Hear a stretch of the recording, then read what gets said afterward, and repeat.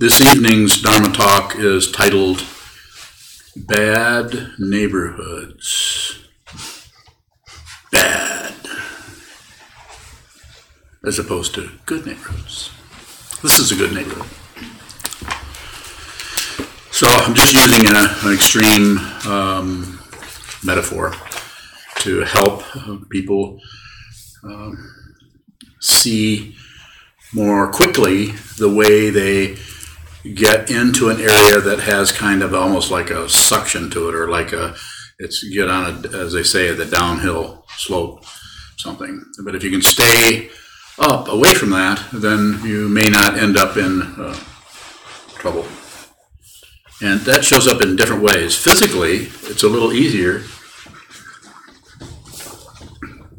to actually know it's physically a bad neighborhood, and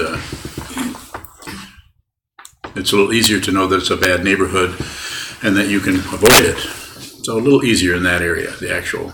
But then it gets into, like, especially people with addiction situations. This is a metaphor I quite often use when I'm teaching in that situation, where people are not only trying to train their mind, but are also working with difficulty in the sense of having their physiological situation plugged into something that is giving them a hard time, or compromising their intelligence, literally. Not able to see that what that is leading to is not so good. And we have that all over the place, even with people who just have the drug of their own thought patterns, their opinions, their ideas. People who are stuck to their ideas and opinions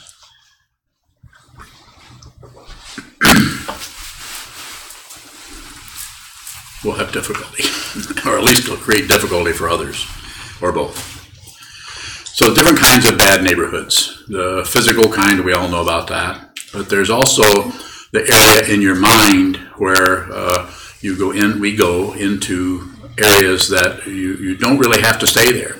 There's something about the self-centeredness that we want some kind of a payoff, and we'll accept a bad feeling. We'll accept a negative feeling in order to feel like we are somebody. We are the person who's having the difficulty. And so the way it is taught here is, rather than try to artificially get rid of that, more drugs, or artificially get rid of that, so distract yourself into something else, which means that you really haven't done anything else other than just postponed the circularity of any of those things we call habits, is to do it with your awareness. Awareness is not something you can necessarily do ultimately, but you can practice it. You can do it as a way of working with phenomena where it's the actual physical situation showing up in front of you, or whether it's a deeper dimension of consciousness, what we call thoughts, emotions, memories, causes and conditions that come out of the ether, out of who knows where that comes from. Maybe you're doing fine all afternoon and suddenly with the intelligence that you were given, that you were born with, and begin to work with seeing what is arising and the nature of what arises for yourself.